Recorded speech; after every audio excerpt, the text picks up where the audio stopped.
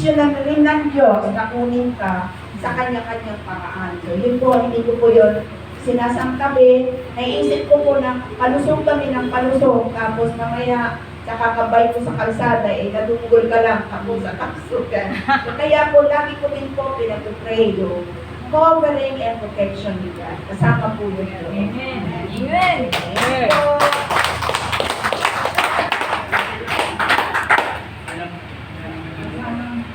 Kamsahamnida, dito sa inyo, at syempre nakasumpulang pa. Parang hindi ka na dito tita.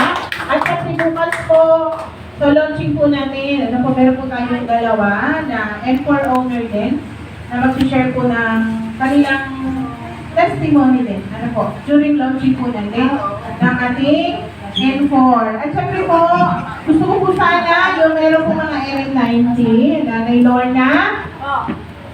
So, si Nanay Lorna, si Ate Chi, si Nanay Mierda.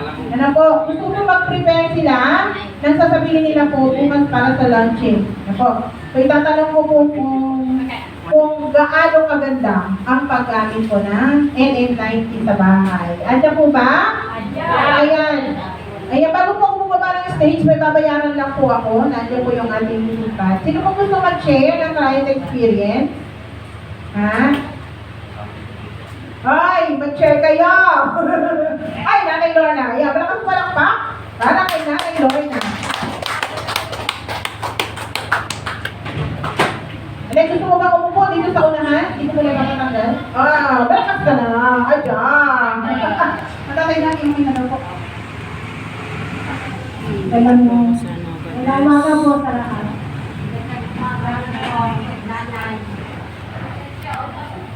Wow. Praise the Lord.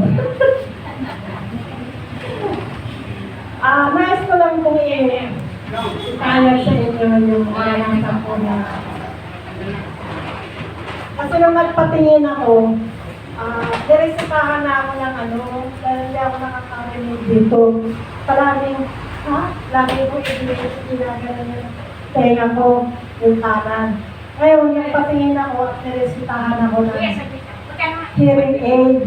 Tapos, pinadala ko doon sa kapatid ko, nagpapabili ko.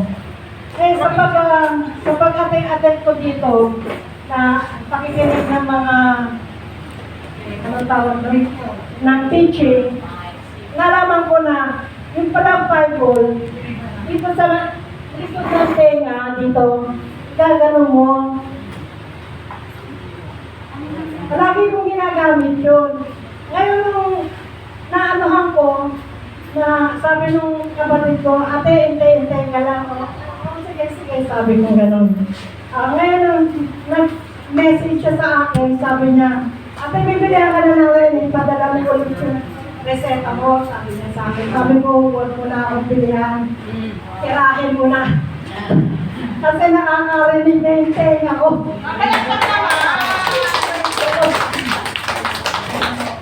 Kaya napakabuti talaga ng Panginoon. Ituturo ng Panginoon kung paano ka gagaling. Kasi ang Diyos naman ang magpapagalingin. Namatay nga ang Panginoong Jesus para sa kagalingan ng bawat isa sa atin. Kapatawaran, kagalingan, kalakasan, kalusugan, ang kaloob ng ating Panginoon. Kaya mahal na mahal tayo ng Diyos sa mga kapangyarihan sa lahat dahil binigay niya ang kanyang bugtong na anak na sino man sa kanya sumampalataya ay mapapahamak magkaroon ng buhay na walang hanggan. Kaya nga, nagpapasalamat ako sa Panginoon dahil talagang nakilala ko ang inyong gabi. Isa si Limpa ang nag-aaya sa akin dahil nakasakay ko na sila sa jeep. Tatlo sila, kwentuhan ng kwento. Hirap akong pumalik. Hinila nila ako papalik. Nung kwento sila ng kwento, natangalang ako sa kanilang gano'n. Tama nung malapit na silang bababa, siya nga nila ako kinumbida. Sabi niya, invite kita nanay. Sabi niya, saan? Saan ka ba pupunta? Yan, sama ko. Sige, sama ko muna sa amin. Ano ba yan? Tapos sumba? Hindi, doon mo na malalaman basta sumama ka. Sumama ako. Tapos, pinahiram nila sa akin yung umot na 2 piraso. Tapos ibinigay na nila sa akin na hanggang ngayon ginagamit ko. Bye ka nag-iwan nila, nanay. Napakabuti talaga ng Panginoon. Papasalamat talaga ako sa Kanya. Dahil yung nagluga ko, ang resetang, ang mga gamot na iniinom ko, 12. Tapos yung, sabi ng anak ko na, magpa-blood test ka na, teka muna ako, maglulugaw muna ako. Hindi ka na uminom ng gamot, sabi nila. Nag-pray na ako, sabi ko, hindi ako inom ng gamot. Sabi ko, bahala na hindi sa akin, mamatay, kung hindi mabuhay, sabi ko. Kasi lagi akong sinisira mo lang ba? Sabi ko, di akin ako, sabi ko.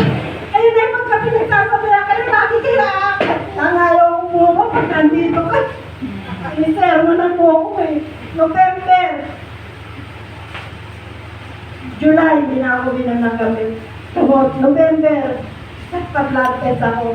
Alam niyo ba na 4 na lang ang reseta ko? Yung 4 na reseta yun, yung resulta ng aking blood test, itinaas ko ulit sa Panginoon. Sabi ko, Lord, hindi ko iinumin itong 4 na reseta ko. Sabi ko gano'n. Dahil patuloy mo akong pag-agalagin.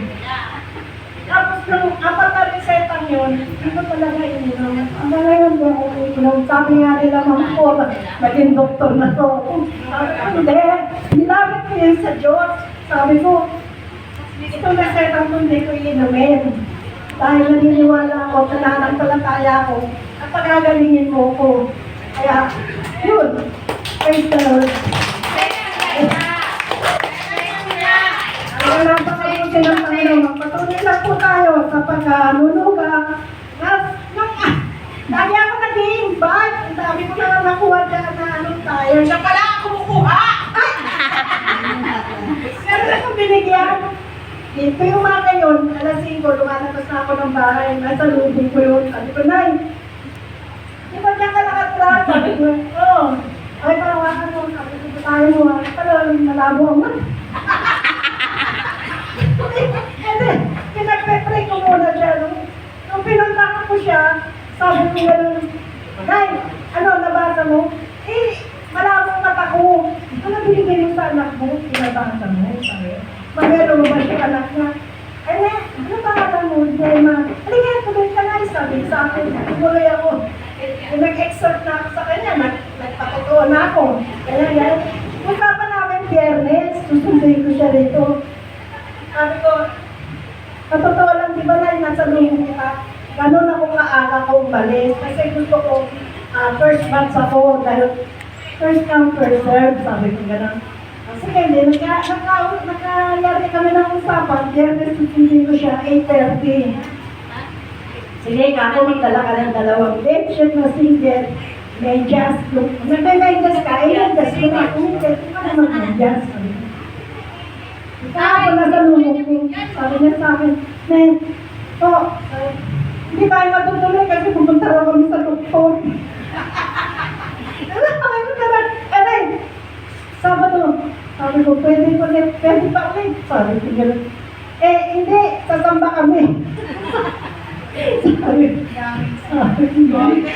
ko, paano, Lunes na, Linggo, wala. Sabi ko, Lunes ha, teka muna, sabi ko, hindi, pakisabi niyo na lang kay Gemma, text niya ako. O kaya pupunta ulit ako sa inyo, sabi ko, sabi ko, bukas, itago kasi, may isang taon-taon ngayong after ng ng lugar, may pinitahan kami. Kaya bukas ako pupunta sa inyo, sabi ko, gano'n. Nasa doktor nga kami.